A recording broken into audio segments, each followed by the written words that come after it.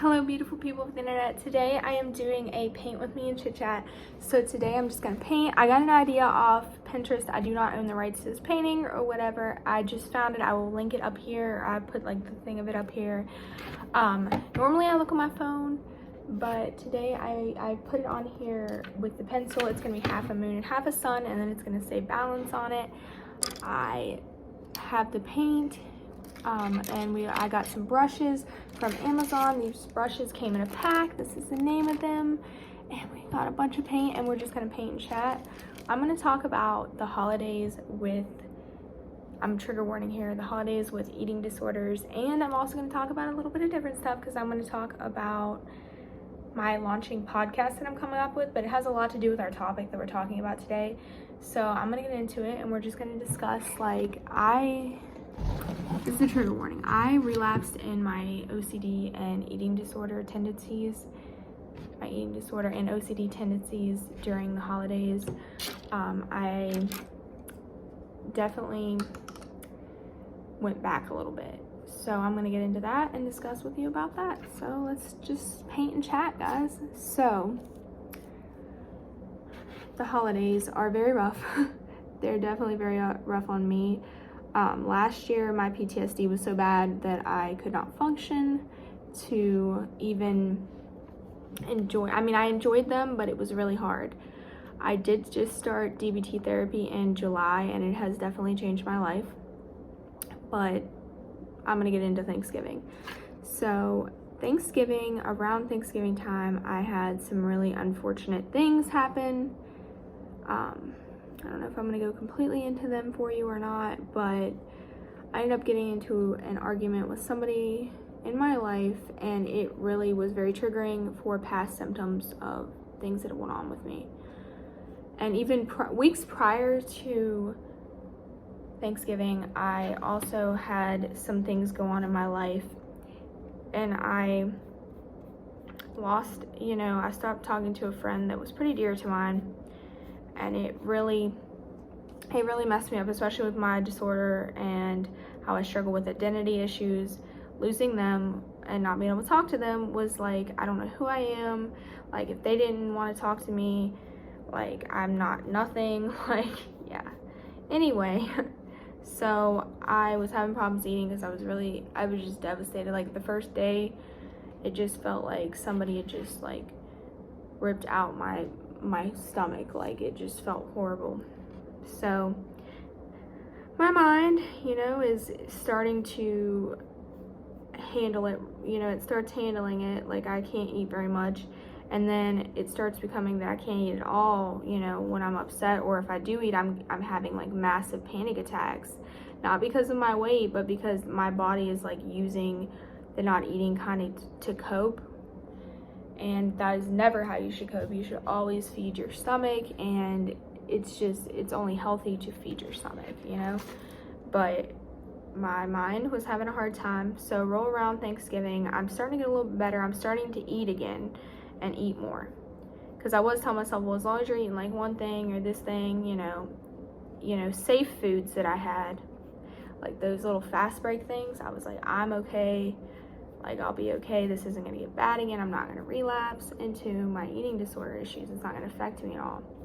But it did. And often change triggers my OCD, and like my food OCD, like it triggers it bad. Like, I will start having really bad, crazy fears about food, and it will, but Thanksgiving rolls around and we're making food, and I smell turkey for the first time. Like raw turkey, and it smelled horrible. And I don't know if it's supposed to eat that way, but none of my kids or us ate the food. We didn't eat it. We did have, like, I made green bean casserole, and this was like the first dinner at my house that I cooked in my place. So I'm having fears the whole time. After I eat, the feeling of being full triggers my anxiety. My anxiety is like, this feeling is like foreign to you, even though it's not, and I start freaking out because I'm like, the feeling of your stomach being expanded from not eating so long will make you feel like you overate, or maybe you did because your stomach shrunk. So I had to get up. I got it from the table because it felt like, with my PTSD, it felt like my legs were going numb. And I got up, and I didn't want to take my anxiety pill, and I ended up not taking it, I don't think, till later that night. I might not even taken it, but it was really rough. I had to keep getting around, moving. I just had to keep getting up. I just felt like my mind was racing too with all of these thoughts, and like I could not, like, it was hard to focus. And that night I was so hungry, but like the night of Thanksgiving, like after everyone had ate, after everyone was in bed, I was so hungry, but I had to calm my mind down, and I had to tell my mind, like, this is gonna be trigger warning. I tell my mind, if you can make it to the morning, you can eat again, because I had this fear in my mind. I'm like, well, you have sugar, you definitely have sugar, because I've been having this fear that I'm diabetic and no one knows because of some stuff with my health, because I have health anxiety too.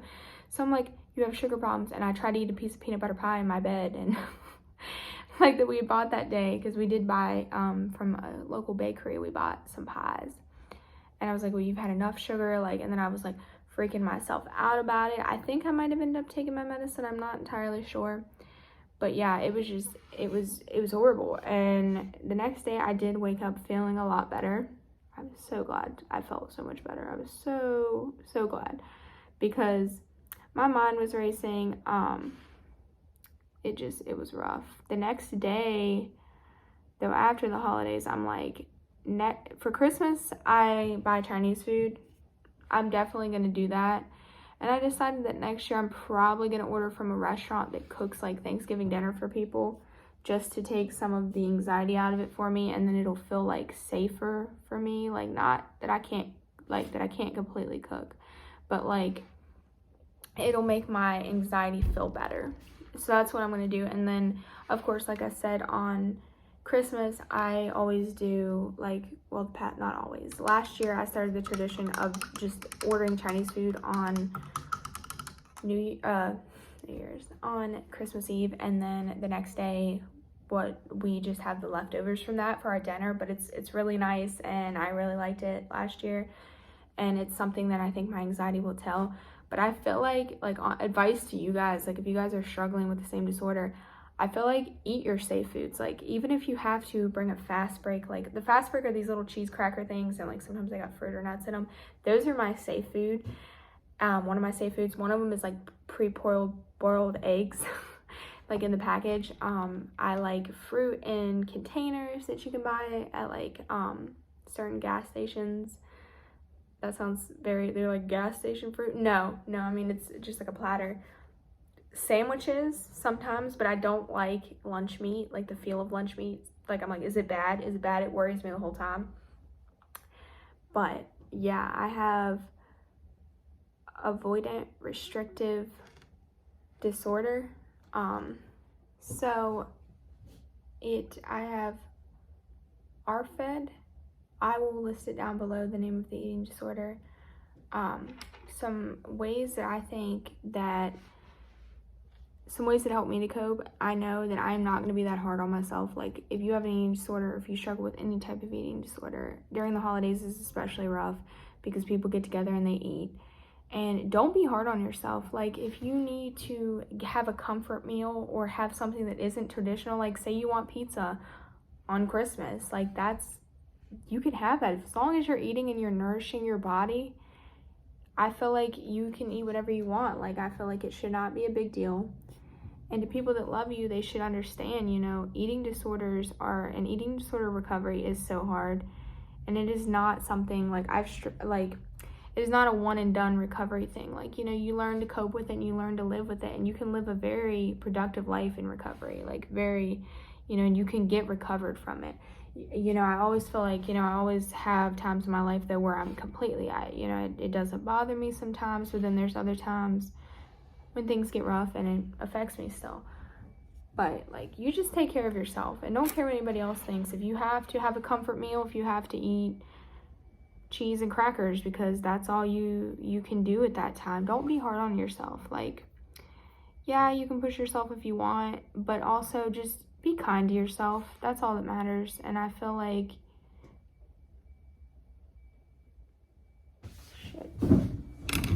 what I was getting at is just be kind to yourself. Life is too hard to not be kind to your body, and your body deserves it, and you deserve it. You are a wonderful person, and you are a person under the eating disorder. The eating disorder is not your identity.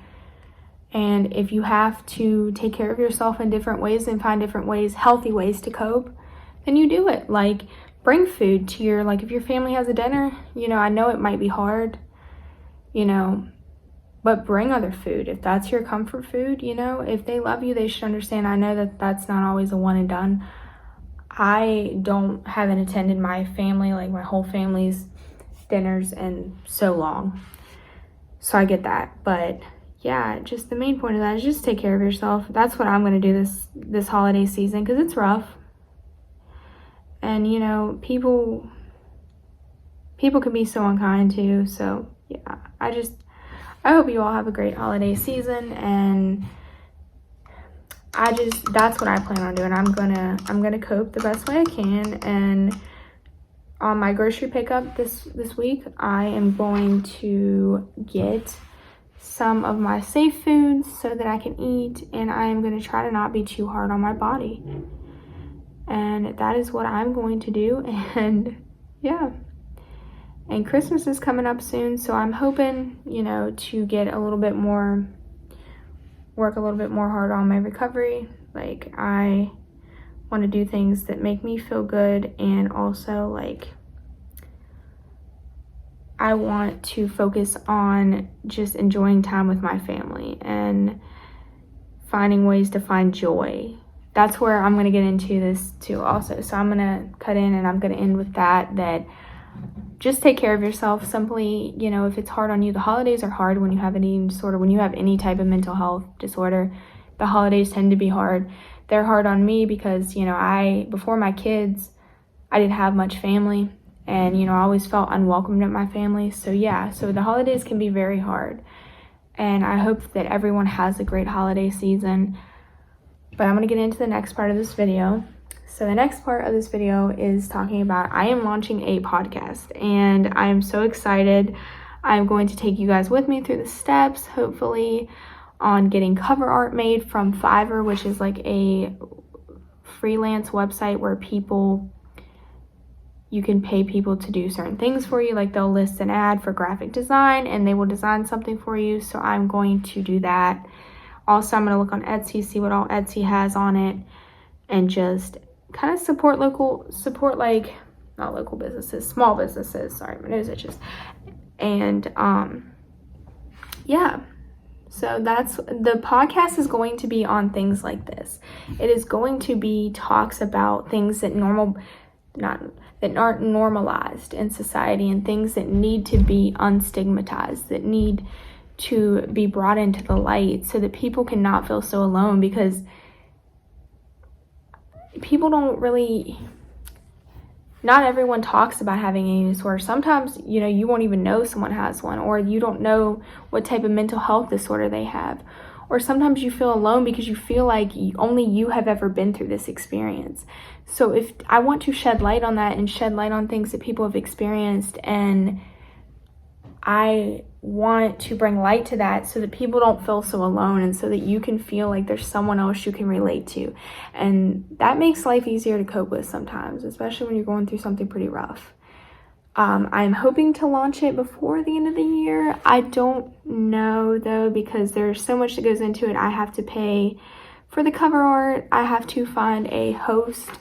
I've been Googling it and like so excited about it, like trying to find a host. I found a couple to research, and I want to research to find the best one before I just go jumping into one. Also, I got to start it on my phone, so I don't know how exactly that'll work. Like, I don't know how I'm gonna incorporate like it online, launch the episodes, but I am starting a series about it, so you guys can walk with me on the steps, and you guys can see, you know, about it. Like, I want to bring y'all with me too. Like, so I'm very excited.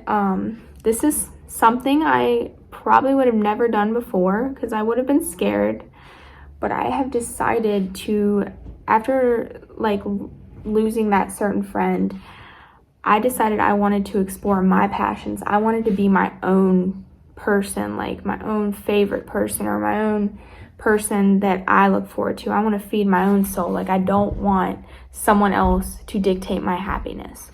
So with that, I have decided that I am going to start a podcast, and I'm going to make other people feel less alone while I do what I love to do best. I love to talk, and I love to talk to people. So I'm so excited, and I'm so excited. I'm stoked.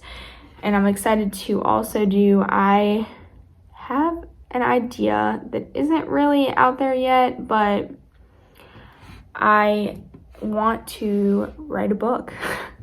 And I don't know how to go about it because I have so many things in my life, like so many people, I want to write about, but there's certain things I can't write about.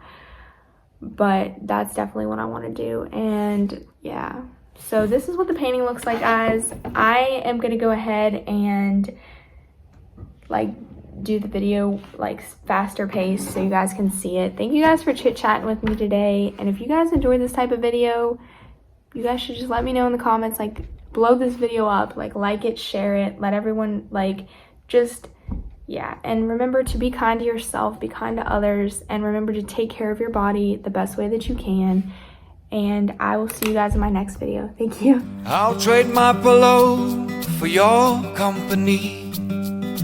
I'd find a window of opportunity to paint a rainbow of silk and call it serendipity. You can drop my motorcycle and all will be forgiven. It's a celebration, so I lift you off the ground. Not only me falling, the sign around.